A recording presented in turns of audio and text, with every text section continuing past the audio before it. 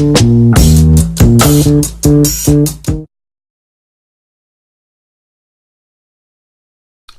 I'm Ray Williams of Openimage.com.au.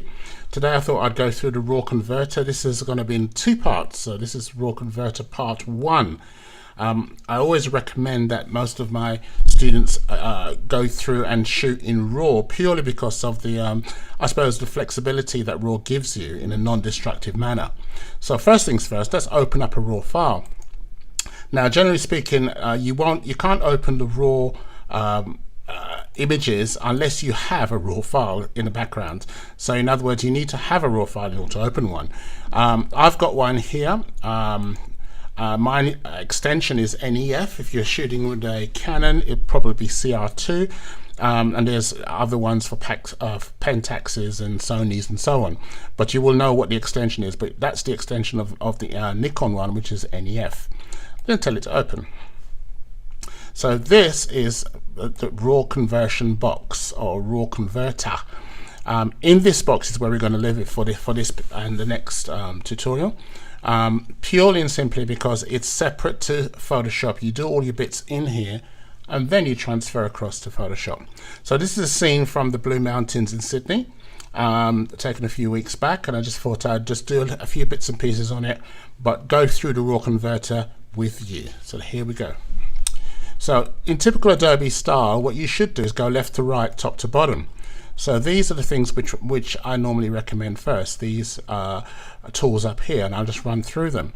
The first one is the zoom tool, which obviously sounds as it does. So it allows you to zoom in. Simply click and drag, and that will get you into the area. And the hand tool, which is next to it, which brings you back to full screen. Or if you're in the zoom, let's say we zoomed in to here, and I wanted to use the hand tool, I could use the hand tool to move around the screen. So those two work in succession with each other, but realistically you'd use the zoom tool to zoom to a particular area, and the hand tool to maybe move around, especially if you're working on a face or something like that where you're using the healing tools. The next one down, or next two across rather, first of all, you've got the white balance tool, and then you've got the white balance sampler. Let me just go through the white balance tool first of all. So the white balance tool, assuming that you have got your white balance maybe on auto, you may want to find out whether or not there's a better white balance for your image. So what I tend to do is go and look in the white areas and move it around to see if anything's better. If I put in the blue area, it's going to change it completely, as you can see, and so on and so on. So it's not a bad idea to play around with this, but if you wanted something a little bit more exact, this is where the sampler comes in. So click on the sampler and say, right, I want to have a sample from here, a sample from here, maybe one from here, and another one from here. Now what that does, it gives you sample numbers up here, which is the RGB of each one of those sample pieces I just hit. Now the rule of thumb is that you want to get these numbers as closely correlated together as possible, and that's giving you, I suppose, what they consider to be the best white balance. So 240, 241, 243, that's not bad. 241, 243, or 242, 243, that's actually slightly closer. 227, 232, that's out of the ballpark totally. 192, 210, no, that's out of it too. So once you worked it out, it's going to be one of these two. And if you want to look at what how everything was going to be, so let's say you want to look and see what number 1 was. This is number 1 down here. Yeah, that's more close to where it's at. Number 2, again close. Number 3, you can see a lot more red coming into the image. And number 4, a hell of a lot more red can come into the image. So it's going to be between number 1 and number 2. I think I'm going to go with number 2, which is this one. So if I'm happy with that as the white balance, I'll then come back and say clear samples, and we continue. So we've gone those two now. We'll come back to this. We don't really need targeted for the minute. We'll come back to it as an advanced tool. Crop tool for sure is something which I like to do here. Of course, you can do this later on in Photoshop, but doing it here is just, again, another added advantage. If you go to the bottom right-hand corner of the tool, It gives you the options. Normal means you can go free transform and have any kind of diameter, any kind of measurement you want, or any kind of ratio, whereas all of the others below are standard ratio. So 1 to 1, of course, would mean square, 2 to 3 is what comes out of the camera, and so on and so on. So depending on what you want, 9 by 16, which is down at the bottom there, would be typical if it's something that you want to look at your flat screen TV, and so you're going to create something that's going to be an image, a screensaver or something on a flat screen TV, or on a laptop or something like that. So you choose which one you'd actually go for. For this particular shot though, I think I'm going to stay with a 2 by 3, which is how it's shot, but have it a little bit tighter. So as you click and you drag, it's quite intuitive, it will help you as you go along. I'm going to bring this down a bit, so cut a little bit of that. And if I'm happy with this as is, then I double click on the hand, and here you have it. So this is now a cropped image the way that I want it cropped. Of course, you may have different ideas of how you want yours cropping. As you go along the top, you've got straighten the image, so you can actually straighten the image here. If I felt the image was not straight, I'm quite happy with it. And how you would do it, I'll just show you roughly on here, and I'll have to come back, is I would grab hold of one edge and drag it to another.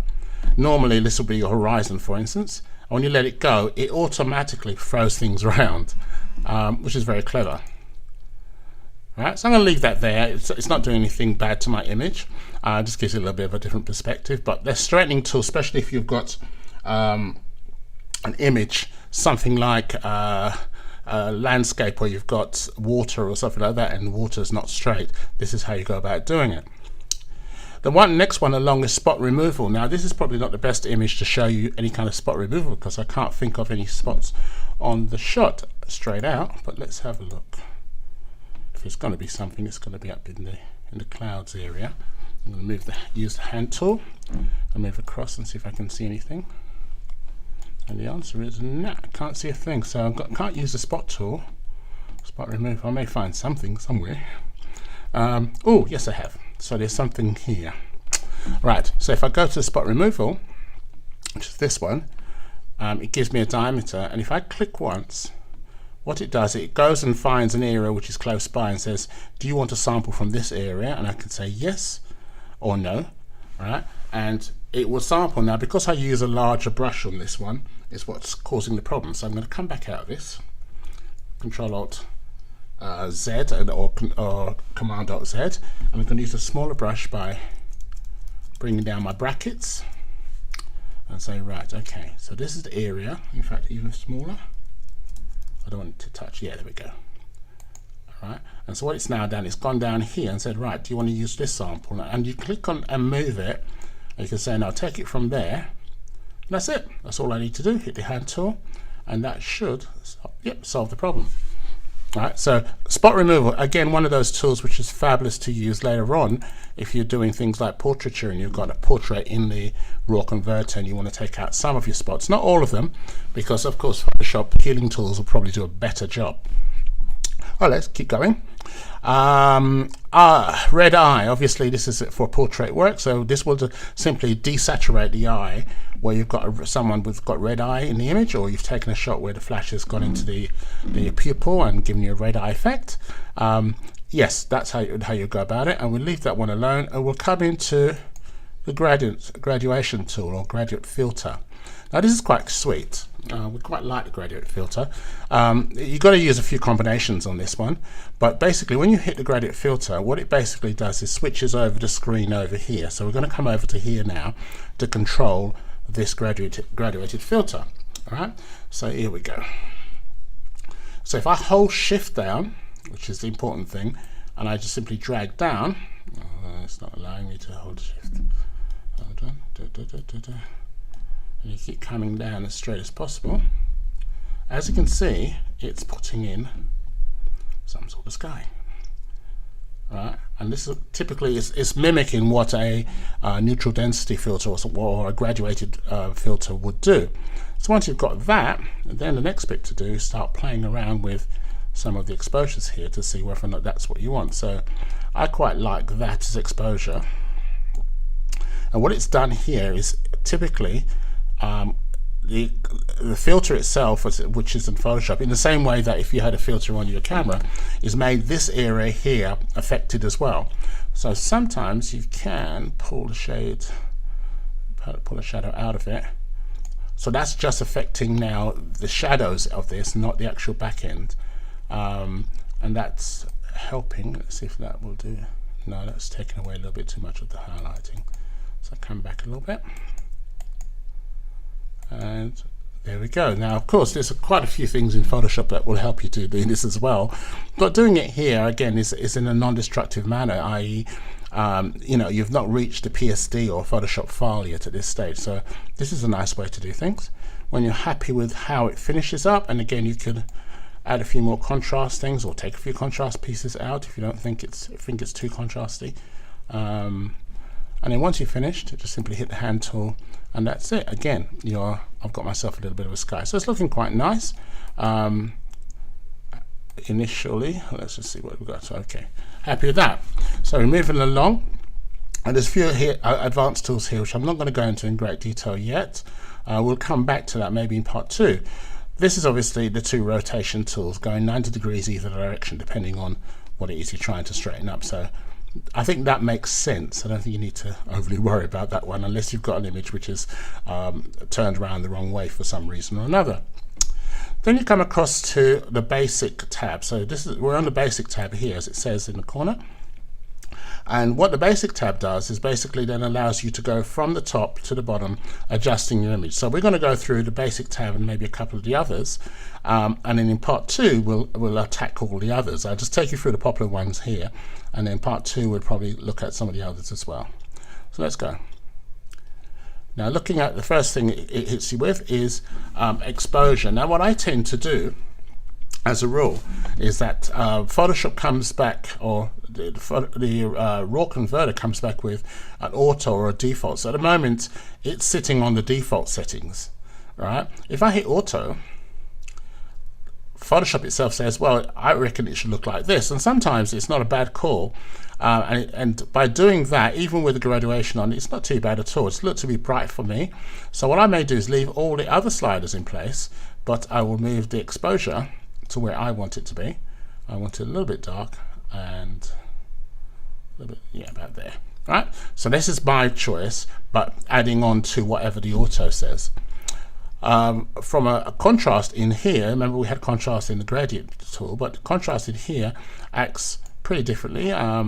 It's contrast across the whole shot, of course. It doesn't care about the gradient, it's going right the way across it, and that can give you a nice look as well.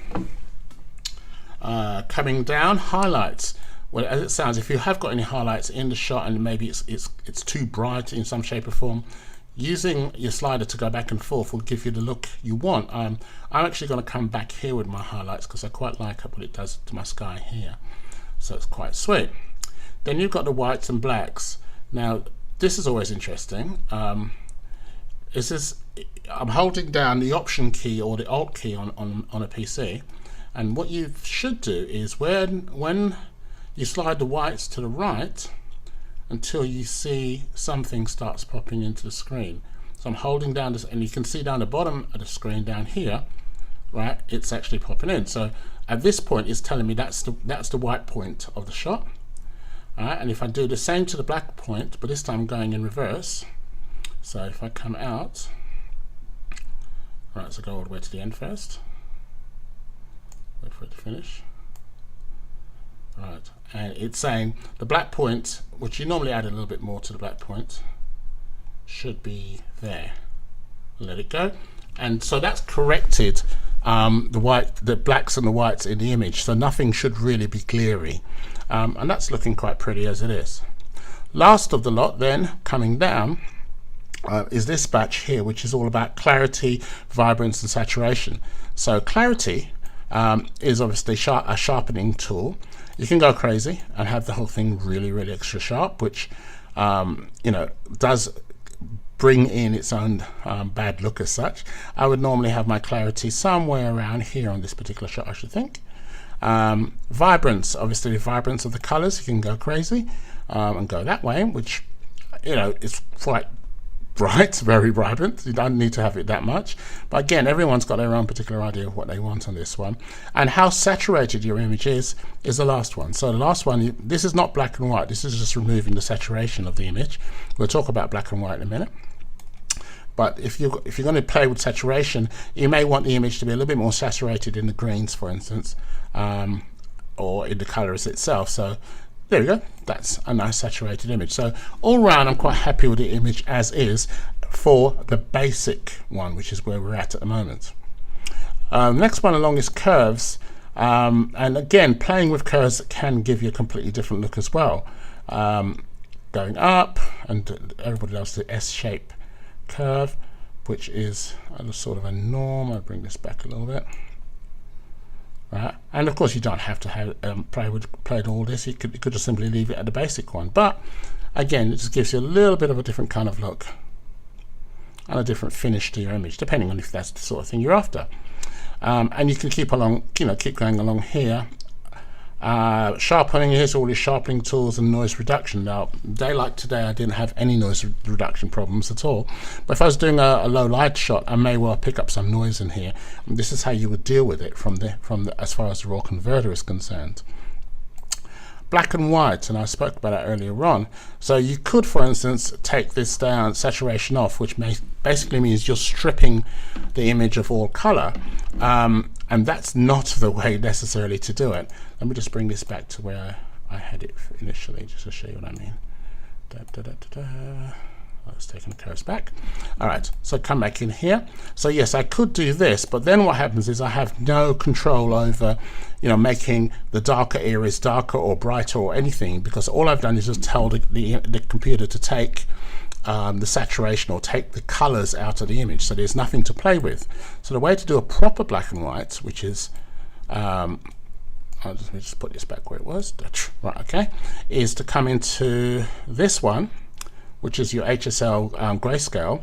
Click on grayscale, and you may think that's the same result. The difference is, of course, if there's blues in the shot, which I know there is, I can adjust the blue to my liking. So as you can see, the sky, which is blue, is getting darker, or I could blow it out, of course. So if I was going to make this a black and white shot, I could do it this way, right? And that gives me much more of a control. There will be some reds in the image, I should think. Not where, but hold on. Yeah, there's a few bits of reds in there, so I can play with that. Greens, there'll definitely be some greens in here. So if I go green that way or green that way, and you can see that the shot is changing depending on where I go. Aqua, it's in the sky, I think. Yes, there is, right? And so on and so on. So if you're going to make a true black and white shot, bringing out all of the contrast and all of what black and white normally would do, the best way to do it is by putting your image into the HSL grayscale, converting it to grayscale, right, and then playing with these to your liking. So I'm going to come back, take that out, and we're back in. So it's gone back to 0 now. And lastly, from the raw converter part 1, I want to play with this bit, which is the vignetting. Now, vignetting seems to be something which everybody likes.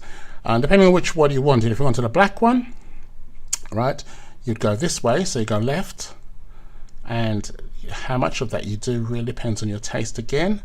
For me personally, if I was going to go black, it would be somewhere around there, right?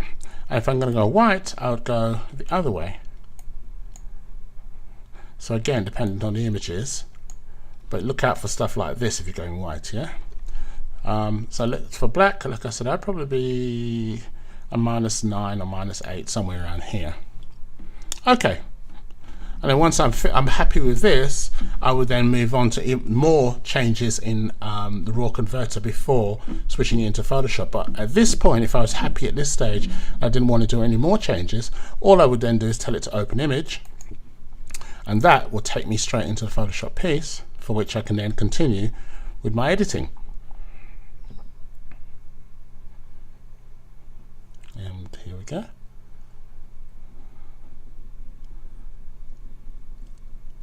And voila. So this is now my raw file that's been coming to. It's still an NEF file at this stage until I go to save it, and then the system will automatically give me a default of saving it as a PSD, or of course saving it later on as a JPEG or any other format you may be looking for. Hope this all makes sense to you. Look out for part 2 next week.